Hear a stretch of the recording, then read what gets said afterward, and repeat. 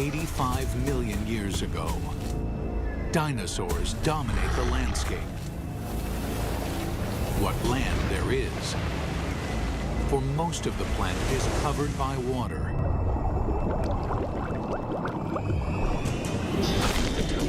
These vast oceans are a cauldron of violence, a world much more dangerous than the land above. This is the brutal world where an ultimate predator is born and bred. This mosasaur was the most dangerous creature in the most dangerous ocean ever. It's 45 feet long. It's the size of a Greyhound bus.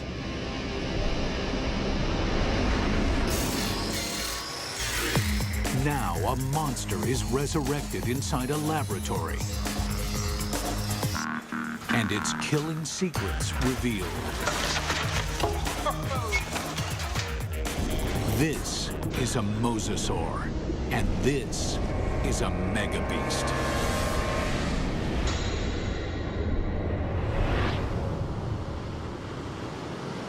This is mosasaur country. At least it was.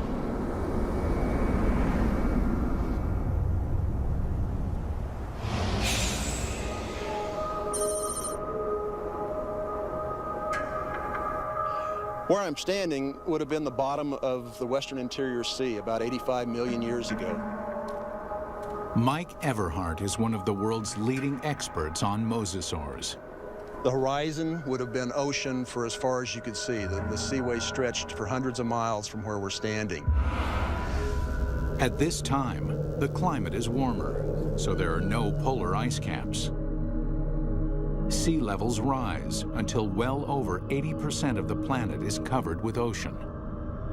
The center of North America was covered with water from Nevada to Missouri, from the Gulf of Mexico on up past the Arctic Circle.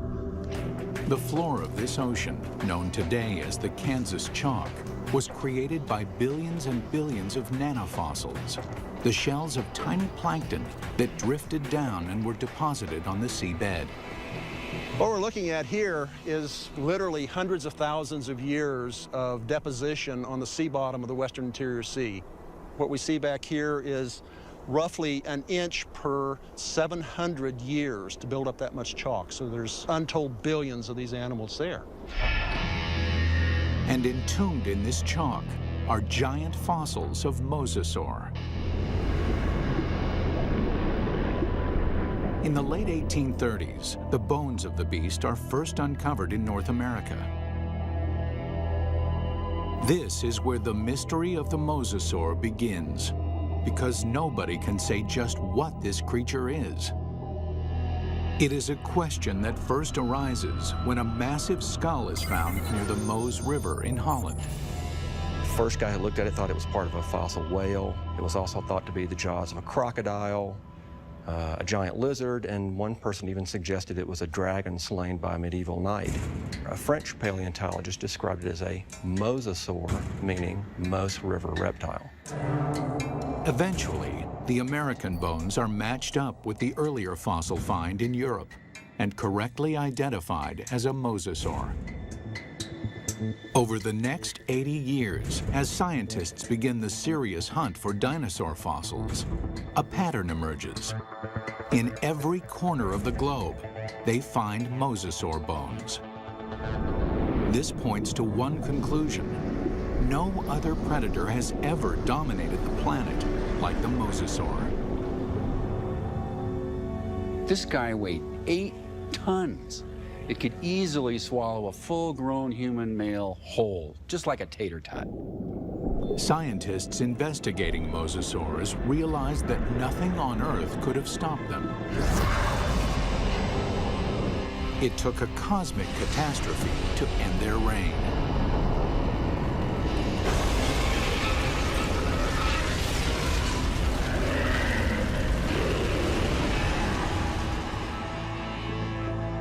As scientists explore mosasaur evolution, their investigation yields a startling revelation. The ocean's top predator came from the land. These sea monsters began their journey as tiny lizards at the mercy of giant dinosaurs.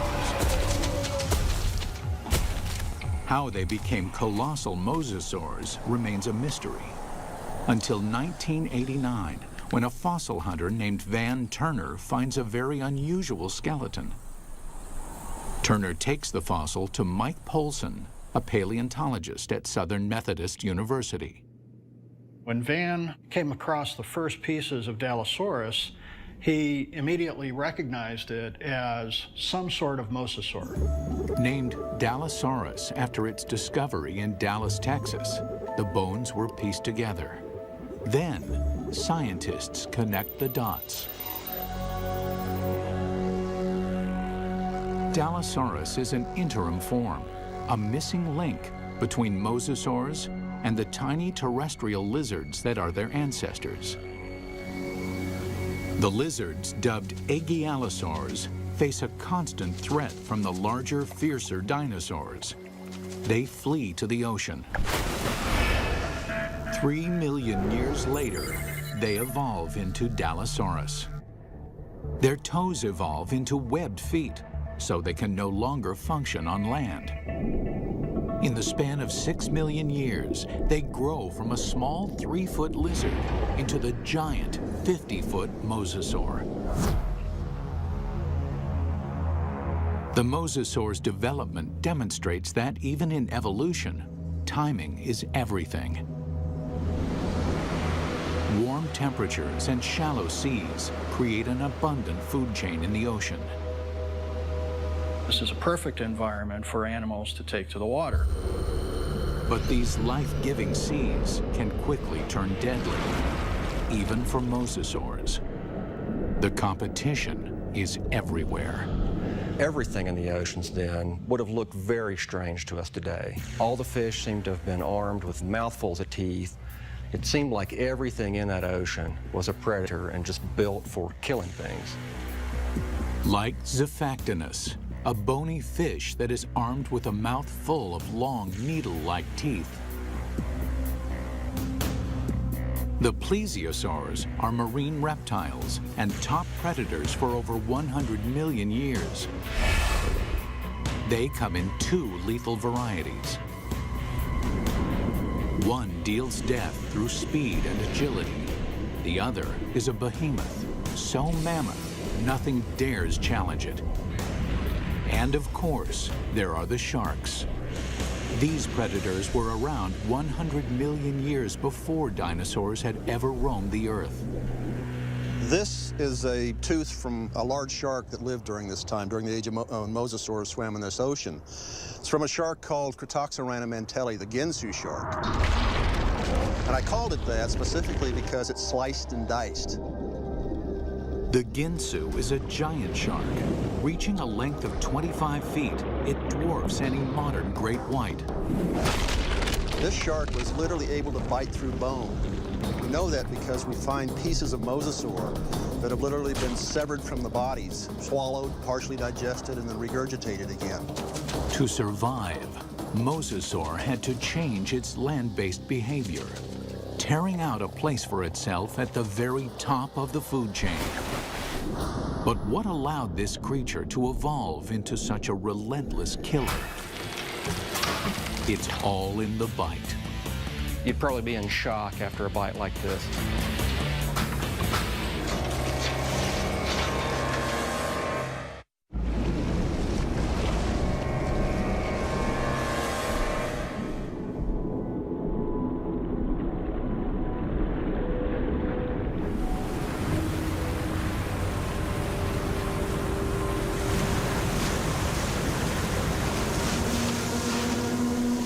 Taking her up!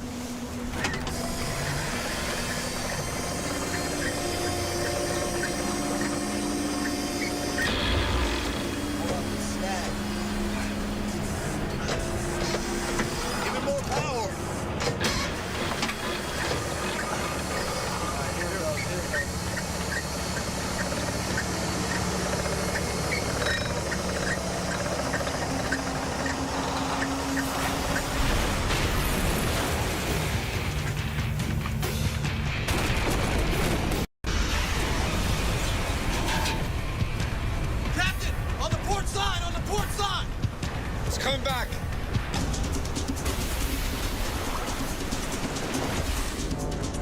We humans got lucky.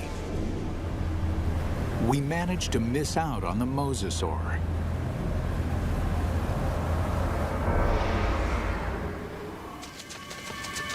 "95 million years ago, it is just a small lizard forced to flee into the ocean.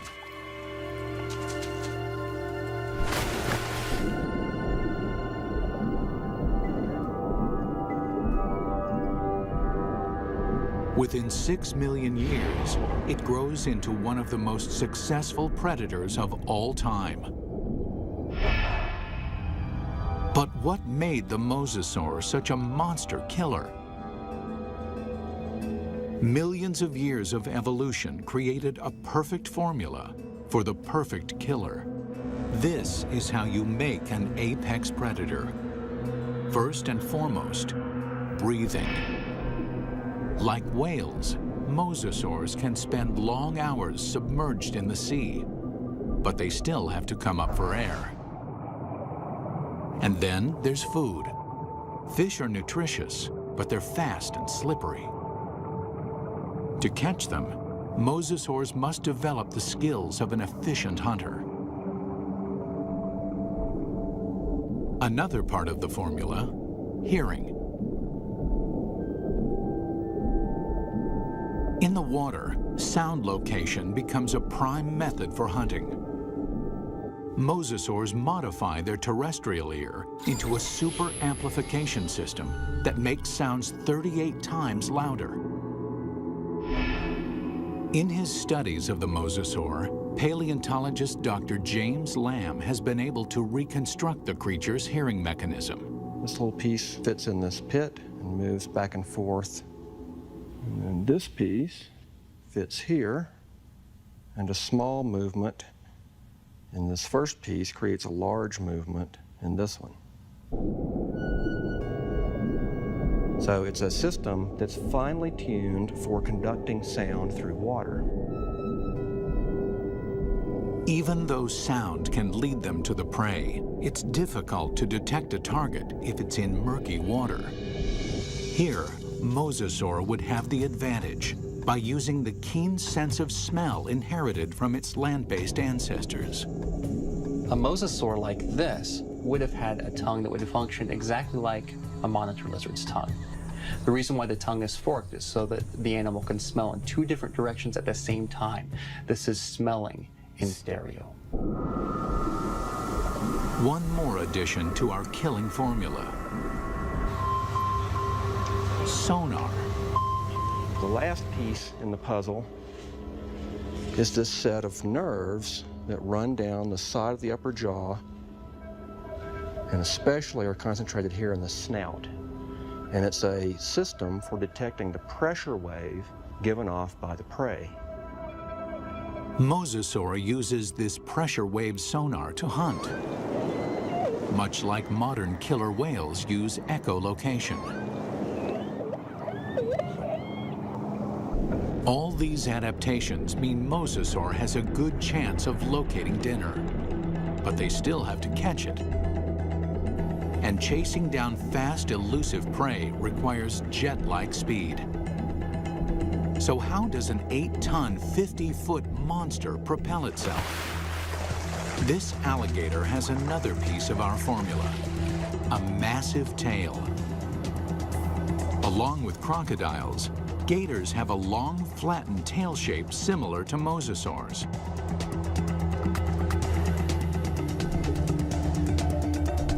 They use the whip-like action of their tails to move quickly through the water. One of the things you notice, first off, when you look at a mosasaur, is fully half the length is the tail.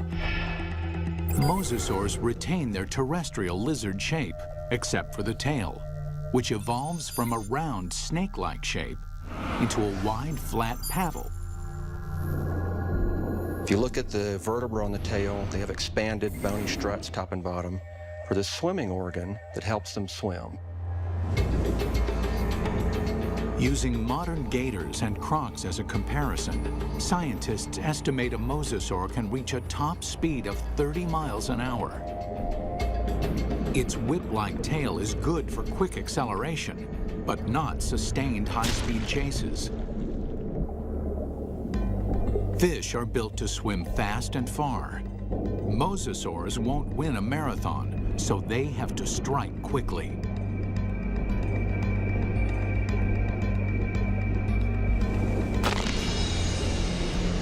Which means this enormous beast has to somehow hide its 50-foot body and ambush its prey.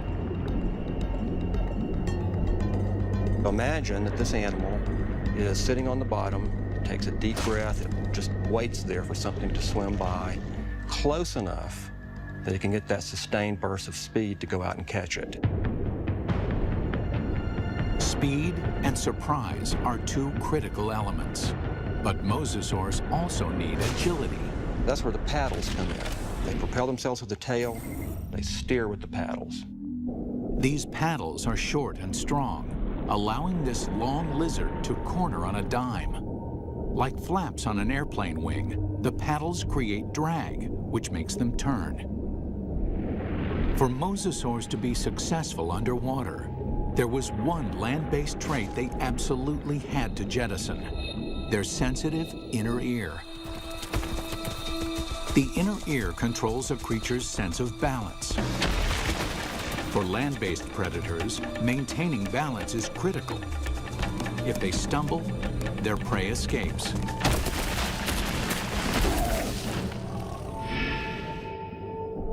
But in water, animals move in every direction, like a gyroscope. An animal with a sensitive inner ear can quickly become dizzy and disoriented. Over the millennia, the mosasaur's inner ear begins to dial down the sensitivity, allowing them to quickly twist and spin with no sickening side effects. These evolutionary refinements created a megabeast. The mosasaur can locate, chase, and catch its prey. But catching is not enough. The mosasaur has to eat. And the way that it eats is something that almost defies imagination. It's a prehistoric creature so vicious, it makes sharks seem cuddly. With jaws like steel, it's large enough to swallow a human in one bite. This underwater T-Rex is bred only to hunt and to kill. And across the oceans of planet Earth, this megabeast rules.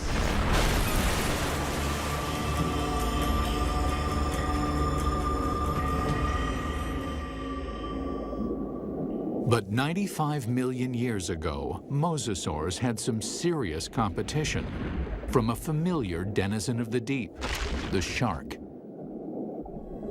Prehistoric sharks, like their modern cousins, are vicious and durable, traveling vast distances, ripping apart any creature that gets in their way. Sharks had been around for over 250 million years when mosasaurs evolved onto the scene. At that time, the largest, fiercest shark in the water was the giant Ginsu shark. The Ginsu would have, of course, looked very much like a modern great white, a very big, heavy-bodied shark. At a length of 25 feet, the aptly named Ginsus are over 10 feet longer than a typical great white. With mosasaurs and Ginsus hunting in the same waters, one thing is certain: there will be blood. There was quite a competitive relationship going on when the big sharks and the mosasaurs were running into each other frequently. And at least at first, the mosasaurs were losing a lot. There's definite evidence that sharks attack mosasaurs. You can see right here that there are clear bite marks from the arc of the mouth of a shark that was attacking. These big sharks carved up a lot of mosasaurs. So we find shed teeth, we find bones that are severed during this time.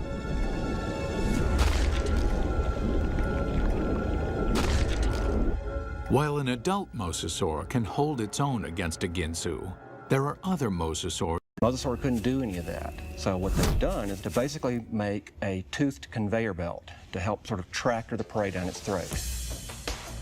You can look at mosasaur fossils, and you can look at modern analogs that have a skull that works in a broadly analogous way. But sometimes building a model tells you something you just can't find out any other way.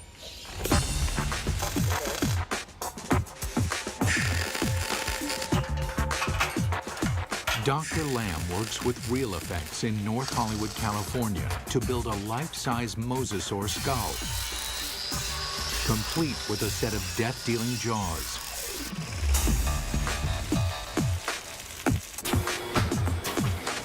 The massive steel jaws are powered by pneumatics instead of muscles and ligaments. Never thought I'd see a steel mosasaur skull, but this is very cool looking. We've got 3 pneumatics. We've got 2 operators to run it, and we've reduced it to 3 basic motions. One set of pneumatics opens and closes the jaws. One set moves it backwards and forwards. And the third set runs the pterygoids in the roof of the mouth. The pterygoids are the Terminator teeth. No other ocean predator has them. A second set of teeth running down the roof of the mouth. These are a truly fiendish adaptation.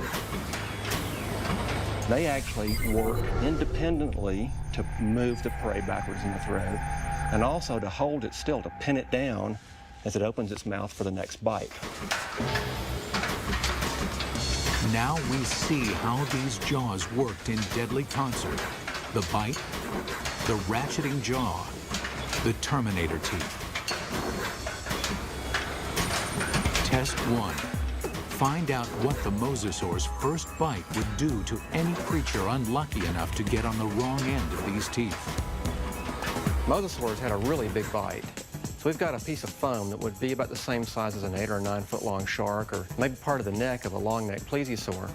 We're going to put it sideways in this mosasaur model's mouth and just see exactly what would have happened.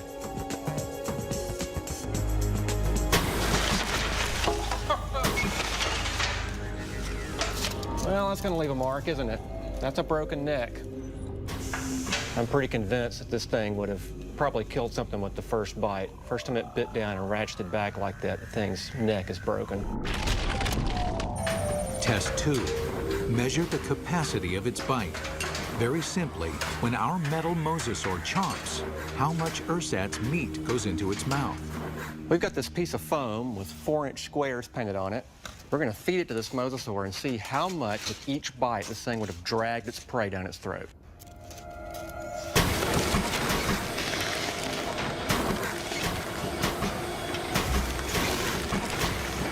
In one bite, our mosasaur easily consumes 4 feet of flesh.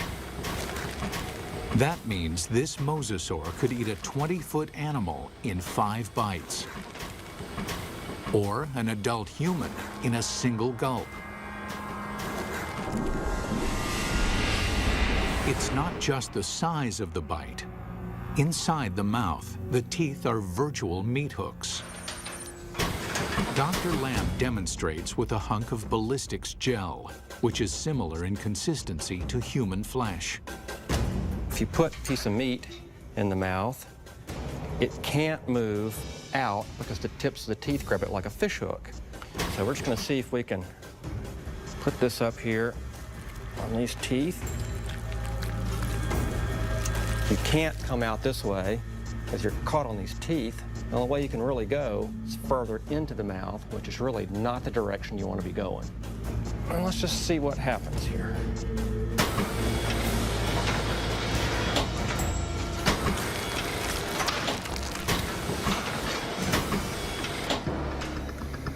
Well, I don't think there's any doubt that you wouldn't want to be a swimmer in a late Cretaceous ocean.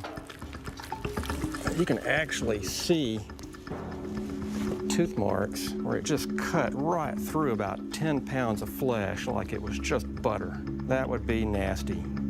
The only good thing about this is that you'd probably be in shock after a bite like this. Maybe you wouldn't feel the rest of it. Final test. How the jaws perform eating simulated live prey. The first fish is immediately trapped on the barb-like teeth. And the rest? Well, straight down the old mosasaur hatch.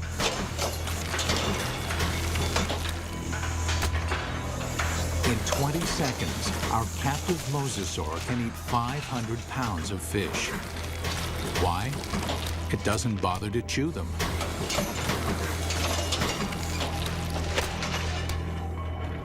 There's a rapidly vanishing cloud of red and a few scales, and that's all that's left of it. For dessert, they test an item that mosasaur never had the opportunity to eat.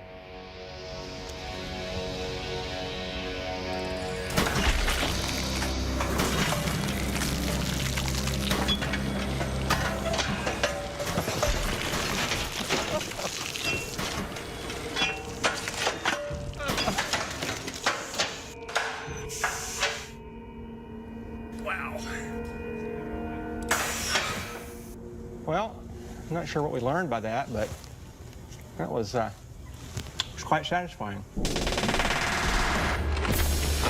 It's abundantly clear why mosasaur is the ultimate success story of evolution, growing from a 3-foot lizard into an alpha predator.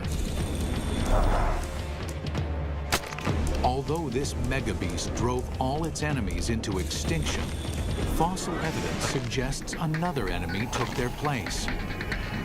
And this enemy is something the mosasaur has never seen before.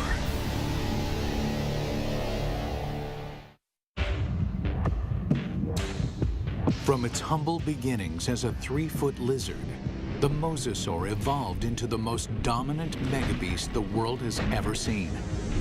Nothing in the ocean can kill it, let alone live with it. But the threat may have come from another direction. What we're looking at here is what I would like to call a paleo crime scene. It's a very old cold case file. Scientists studying mosasaur fossils find evidence of attacks on these giant reptiles. There's a healed bite mark here, this raised ridge. There's a second puncture wound here with this lip of reactive healed bone around it. There are 2 marks up here on the top of the skull, and it probably killed the animal fairly quickly. What animal is vicious enough to attack the deadliest creature in the sea? And we can measure the distance between those bites, and we can marry it up with the jaw of another larger mosasaur, and the teeth fit perfectly into those holes. It makes perfect sense. The only thing mosasaur had to fear may have been mosasaur itself. Experts think that mosasaurs engaged in snout wrestling or face biting to establish dominance. We see really analogous behavior in modern saltwater crocs. Almost always the males, and they're defending a breeding or feeding territory.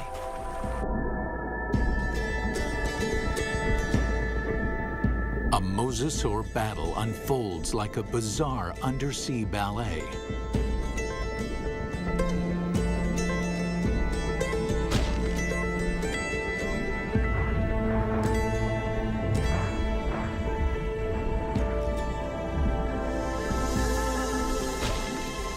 When one establishes dominance, the other gives up and swims away.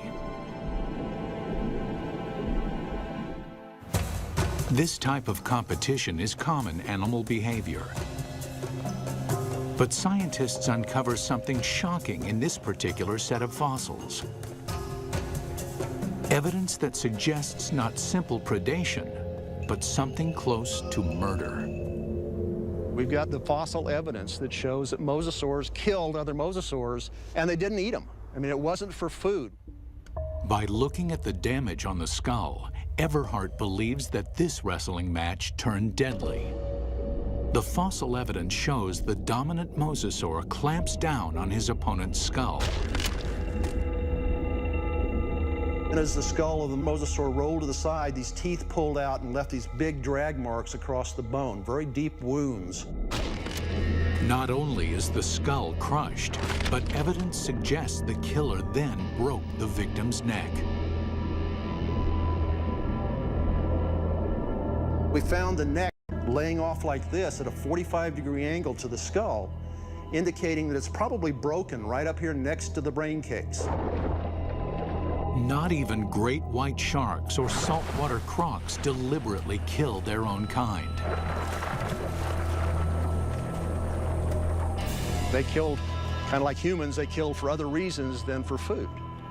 And mosasaurs were different in that regard. We don't see that in very many other animal groups. Still, scientists believe this gladiator-like behavior would not have caused the mosasaur to go extinct. In point of fact, they seem to thrive on violence.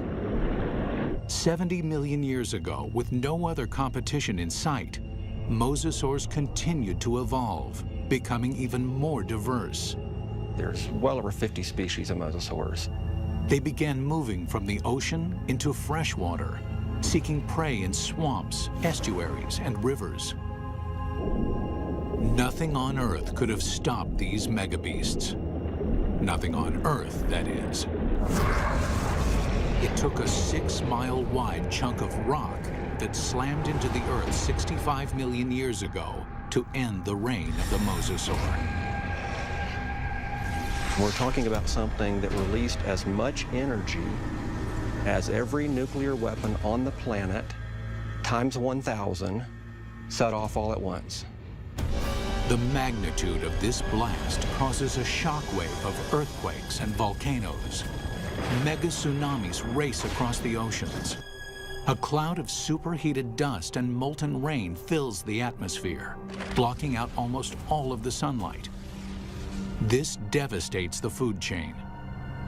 75% of the species on Earth are wiped out. With its food supply drastically reduced, the mosasaur is doomed. This cataclysmic event paved the way for the development of mammals and eventually humans. But what if the comet had missed? If mosasaurs had been allowed to thrive, how different would our world be? We wouldn't have any whales, or dolphins, or porpoises, or seals, or sea lions. The oceans and all its fish would belong to the mosasaurs. Bring her down. Fishermen would find very little to catch, if indeed there were humans on the planet at all. These would be very ferocious, very hungry, active marine animals that you wouldn't want to share your ocean with. It's fascinating and frightening to contemplate what might have been had these megabeasts survived.